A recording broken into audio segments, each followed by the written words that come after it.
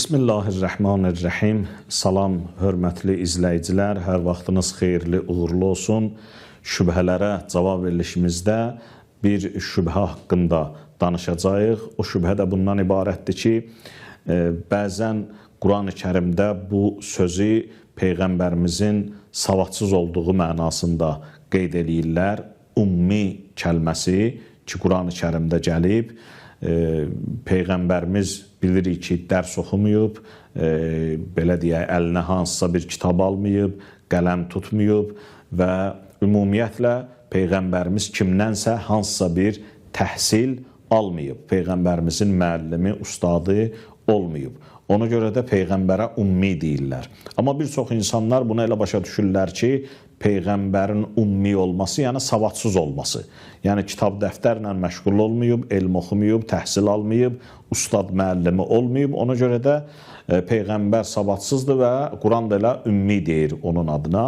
Amma biz ummi kəlməsinin dəqiq mənasını biləcəyik inşallah bu verilişimizdə və bu mənanı biləndən sonra biz artıq Peyğəmbərimizin düzdür, dərs oxumadığını, təhsil almadığını bilirik, bu məlum məsələdir. Kitab oxumayıb, belə əlinə qələm tutmayıb, belə desək. Amma Peyğəmbərimiz əlbəttə ki, savadlı olub, əlbəttə ki, müəllimdir. Çünki Quran-ı Kərim buyurur ki, biz onu göndərdi insanlara təlim öyrətsin, insanlara kitab və hikməti öyrətsin. Amma nəyə görə Peyğəmbərimizə bəs ümmi deyiblər? Ümmi dərs oxumamış deməkdir. Nəinki savadsız. Bəzən bunu savadsız mənasında tuturlar.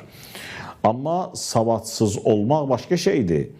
Dərs oxumamış bu məna başqa şeydir. Peyğəmbərin dərs oxumaması savadsız olması demək deyil.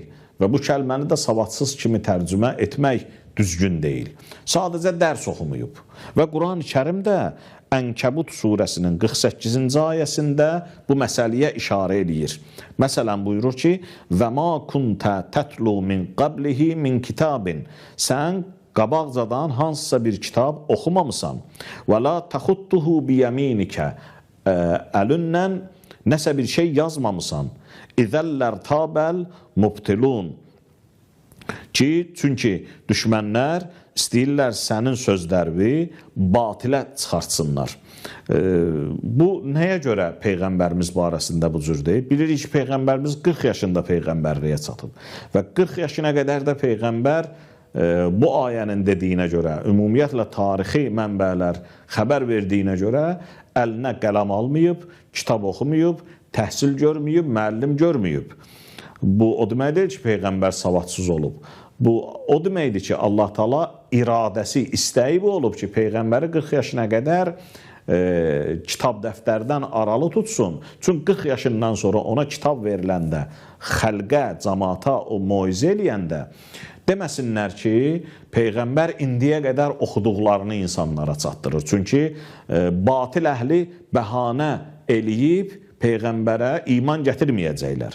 Rahat iman gətirsinlər deyə Allah Taala Peyğəmbərimizi kitab oxumaqdan, qələm tutmaqdan kənar tutub. Ki, insanlar Peyğəmbərimizin bu yaşdan sonra, 40 yaşından sonra elmi məsələlərdən xəbər verməsi, fəsahətli, bəlağətli cümlələr deməsi, ilahi ayələri xalqa oxuması artıq onu göstərir ki, buna həqiqətən də vəhy olur və bu səmavi bir kitabdır. Peyğəmbər də Allahın həqiqətən də rəsuludur. Çünki indiyə qədər bu kimdənsə dərs alsaydı, kitab dəftərlə məşğul olsaydı, təbii ki, Peyğəmbərə iman gətirməyəcəkdilər, bir bəhanə olacaqdı. Əldə əsas olacaqdı ki, Peyğəmbər öz oxuduqlarını cəmaata danışır. Amma cəmaat da başa düşürdü ki, bəli, Peyğəmbər indiyəcən müəllim görməyib, təhsil görməyib, amma bütün təhsilləri, elmləri heyrətdə qoyan fəsahətli, bəlağətli kəlamlar danışır. Bu təbii ki, artıq Peyğəmbərin işi deyil, bu vəhidir ki, Peyğəmbərə gəlir. Yəni Allah Taala Peyğəmbəri ümmi qərar verməklə, yəni dərs oxumamış qərar verməklə gələcəkdə Peyğəmbərin nübüvvətinə, Peyğəmbərliyinə cəmaat rahat iman gətirsinlər deyə zəmin yaradırdı.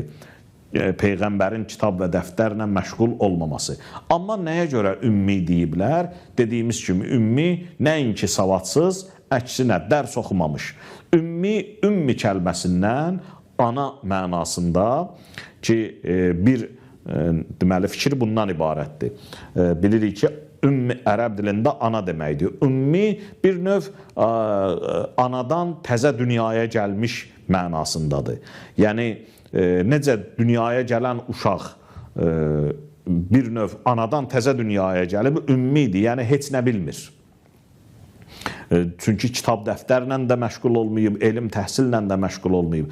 Peyğəmbərə bu cəhətdən ümmi deyiblər ki, necə anadan dünyaya uşaq gələndə o təhsil görməyib, dərs oxumayıb, kitab dəftər görməyib, Peyğəmbər də bu mənada ümmidir. Bir bu cür mənasıdır ümmi sözünün. Bir mənası budur ki, Həzrəti Peyğəmbər ümmi, yəni ümmət mənasında tuturlar. Ümmətin içindən, yəni xalqın içindən çıxan bir insandır. Xalqın içərisindən, ümumi kütlənin içərisindən. Nəinki xüsusi bir zadəcanların nəslindən və yaxud da nə bilim, hansısa bir, belə deyək, böyük bir nəcabətdən, düzdür, Peyğəmbərin nəsil nəcabəti öz yerində möhtərəmdir. Amma Peyğəmbər xalqın içindən çıxıb. Yəni, burada artıq varlı, kasıb söhbəti yoxdur.